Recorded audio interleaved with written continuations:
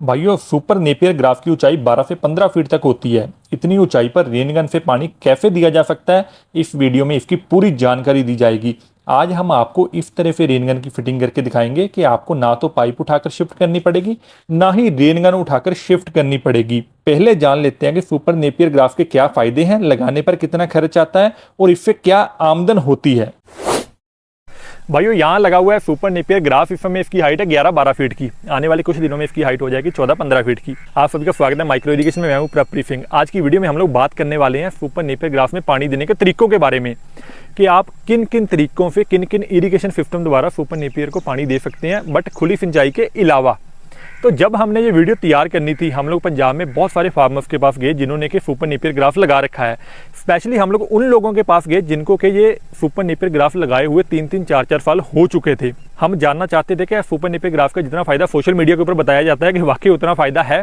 तो हमने फार्मर से इसके बारे में बात की। हमने ये भी बात की कि इसको लगाना कैसे है, इसकी यील्ड कितनी आती है, खर्चा क्या आता है इसको लगाने पे। इन सभी के बारे में भी हमने जानकारी इकट्ठा की। अब सबसे पहले जब हमने किसानों से पूछा कि सुपर नेपियर ग्राफ को लगाने का खर्चा क्या आता है और इसको कैसे लगाया जाता है, तो मैं उसके बारे में आपको बताता हूँ। जो सुपर नेपियर ग्राफ है, आप पूरा साल सर्दियों में दिसंबर और जनवरी छोड़ के कभी भी इसको लगा सकते हैं। किसी भी तरह की ज़मीन में आप इसको लगा सकते हैं। जो इसकी कलम होती है उसको 2x2 फीट की दूरी पर रखना है। तो 2x2 फीट की दूरी के ऊपर 1 एकड़ में सुपर नेपियर के तकरीबन दोस्तों 11,000 प्लांट लग जाते हैं। अब ये प्लांट बड़े हो चुके हैं इस समय, तो मैं आपको पास से दिखाता हूँ। इस जैसा आप देखेंगे यहाँ पे ये 2 फीट पे आ गया एक प्लांट। अब इसके बहुत सारे कल्ले बन चुके हैं दोस्तों, 50-50, 60-60 से ज़्यादा कल्ले हैं एक एक प्लांट के। उसी तरह जैसे आप यहाँ देख सकते हैं कि 2 फीट यहाँ पे लगा हुआ है। अब जो उनका दोस्तों शुरू में लगाने का खर्चा आया था, तो 11,000 कलम तकरीबन 1 रुपये के हिसाब से उनको पड़ी थी, और वो थे 11,000 का खर्चा इनिशियल ये आ गया था। इसकी जुताई होगी दोस्तों, लेबर का खर्चा आ गया इसको लगाने के ऊपर। ये सारा खर्चा कुल मिला जुला के उनका टोटल 20 से 25,000 का खर्चा आया था। इसको लगाने के बाद दोस्तों हमने जब उनसे दूसरा सवाल पूछा कि आपने पहली बार सुपर नेपियर ग्राफ को कितने दिनों में काटा था, तो उनका जवाब था 2 से ढाई महीने में। तो 2 से ढाई महीने में इसकी हाइट 12-13 फीट की हो गई थी। तो जब उन्होंने 2 से 3 महीने बाद इसको काटा, तो इसके जो कल्ले थे वो तकरीबन 20 से 25 कल्ले हो चुके थे जब उन्होंने पहली बार लगाया था। तो काटने के बाद दोस्तों अगली बार वो कल्ले 30-35 हो गए। 2 महीने बाद फिर उन्होंने कटाई की तो वो 40-45 हो गए। तो हर कटाई के साथ कल्ले बढ़ते चले गए। दूसरी कटाई दोस्तों उन्होंने तकरीबन 2.5 महीने, जैसे पहली कटाई होगी तो अगले 2 महीने के बाद दूसरी कटाई की। तो ओवरऑल उन्होंने बताया कि वो साल में 5 कटाई के आसपास कर लेते हैं। अब दोस्तों बात आ जाती है पैदावार के ऊपर। तो किसान भाइयों ने जो हमें बताया कि इसकी पैदावार कितनी निकलती है, वो उन्होंने एक कटाई की बताई है दोस्तों 250 क्विंटल के आसपास। अब ये रीजन वाइज, सॉइल वाइज अलग अलग हो सकती है, बट जो हम जिन फार्मर्स के पास हम लोग गए थे उन्होंने बताया है कि एक कटाई की पैदावार इसकी 250 क्विंटल के आसपास आ जाती है। इसका सबसे बड़ा फ़ायदा क्या है कि वो जो नॉर्मल हरा चारा लगाते हैं, वो हरा चारा हर 6 महीने के बाद उनको बुआई जुताई करनी पड़ती है। पहले जुताई करेंगे, फिर बुआई करेंगे, फिर उसकी कटाई करते हैं, फिर दोबारा से सीड लगाना पड़ता है। पर ये जो सुपर नेपियर ग्राफ है दोस्तों, इसको क्या है कि एक बार लगा दिया तो अगले 7 साल तक दोबारा लगाने की ज़रूरत नहीं है। अब दोस्तों दूसरी बात कि इसको वो बेचते कहाँ पे हैं और इसका कितना रेट मिलता है उनको। अब दोस्तों उसी में फार्मर्स ने हमें बताया कि वो यहाँ पे लोकल मंडी में बेच देते हैं। जो बड़े बड़े डेयरी फार्म है उनको भी सेल कर देते हैं। तो जो मंडी में उनको रेट मिलता था वो कभी 1.5 रुपये, कभी 2 रुपये, कभी 3 रुपये तक भी उनको इसका रेट मिलता था। तो 3 रुपये मेरा मतलब हो गया दोस्तों 3 रुपये किलो के हिसाब से। तो 1 क्विंटल तकरीबन उनका 250-300 रुपये क्विंटल के हिसाब से जाता था। तो दोस्तों जब मैंने उनसे पूछा क्या पशु इसको अच्छे से खाते हैं, तो सभी की एक राय थी कि पशु इसको बिल्कुल अच्छे से खाते हैं। उन्होंने बताया कि इसमें तकरीबन 18 से 20% प्रोटीन की मात्रा होती है, 18 से 20% शुगर, 50 से 60% के आसपास कार्बोहाइड्रेट्स होते हैं। और कई फार्मरों ने ये खुल के बताया कि उनके पशुओं का दूध भी बढ़ा है इस चारे की बदौलत। अब दोस्तों बात करते हैं इरिगेशन सिस्टम के बारे में। हमारे एक फार्मर है आंध्र प्रदेश में, मिस्टर नायडू। उन्होंने 5 एकड़ में लगाना था सुपर नेपियर ग्राफ। तो उन्होंने कहा कि ऐसा सिस्टम डिजाइन करके दो कि मुझे बार बार उठाना ना पड़े और अच्छे से सुपर नेपियर को पानी लगना चाहिए। सुपर नेपियर की हाइट हो जाएगी 12-14 फीट। तो इस हिसाब से सिस्टम को डिजाइन करना। तो हमने क्या किया, जब हमने प्लान किया सबसे पहले हमने सोचा कि ड्रिप इरिगेशन का बनाते हैं। जैसे अभी मैं यहाँ पे ड्रिप का एक सैंपल भी लेके आया हूँ, जिसका आपको पता ही है कि पौधे की जड़ों में सीधा बूंद बूंद पानी जाता है। तो हर 2-2 फीट के ऊपर जब हमने इस लाइन को बनाया ड्रिप की, कि हर 2-2 फीट के ऊपर लाइन आएगी, तो इसका 1 एकड़ का खर्चा बढ़ गया था 80-90 हज़ार रुपया, जो कि ड्रिप 10 साल तक चल सकती है। फिर दूसरी तरफ मैंने देखा कि जो सीजनल ड्रिप होती है सस्ती वाली, उसका बना के देखते हैं तो उसका 20-25 हज़ार रुपया बना। पर वो क्या था कि 1-2 साल बाद खत्म हो जाएगी। पर हमारे जो प्लांट है, जो हमारी फसल है, वो तो 7-8 साल रहेगी। तो हमें कोई ऐसा सिस्टम चाहिए था जिसपे कि खर्चा भी कम आए और उससे पानी भी दिया जा सके इतने सालों तक।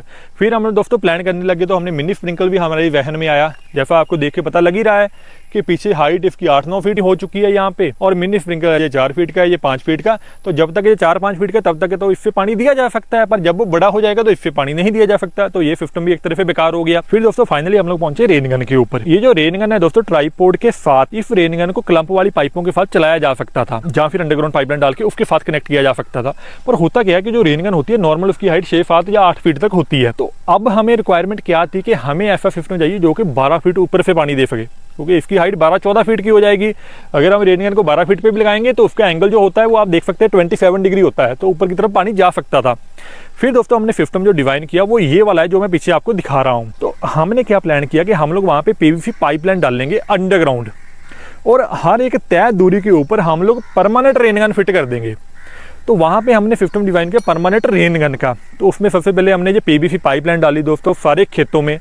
इस पीवीसी पाइपलाइन को सॉल्वेंट के साथ अच्छी तरह जोड़ने के बाद हमने इसको खाली के अंदर डाल दिया। ये हमने 3 फीट गहरी खुदाई करवाई थी यहाँ पे। तो दोस्तों हर तकरीबन 40 से 45 मीटर के ऊपर हमने यहाँ पे टी डाल ली।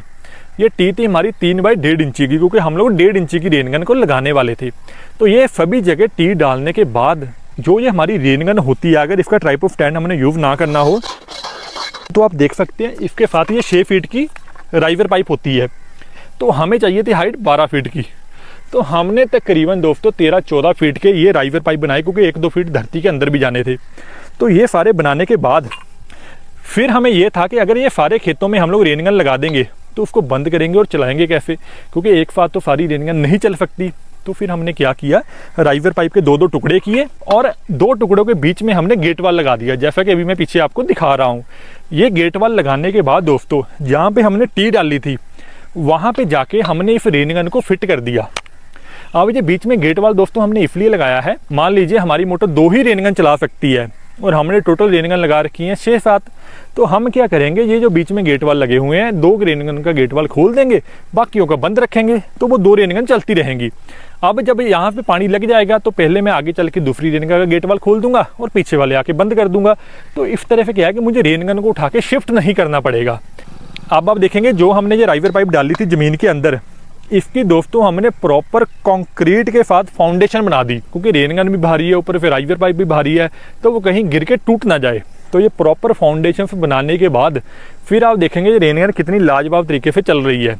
तो इससे क्या होगा कि जो हमारा सुपर नेपियर ग्रास होता है जिसकी हाइट 12-14 फीट होती है, उसमें इस रेन गन सिस्टम के द्वारा बहुत अच्छे से पानी लगेगा, क्योंकि इसकी हाइट 12-14 फीट की है। पानी की दूरी जो एक तरफ जा रही थी वो 30-35 मीटर जा रही थी, दोनों तरफ मिला के तकरीबन 200 फीट दूर पानी जा रहा था।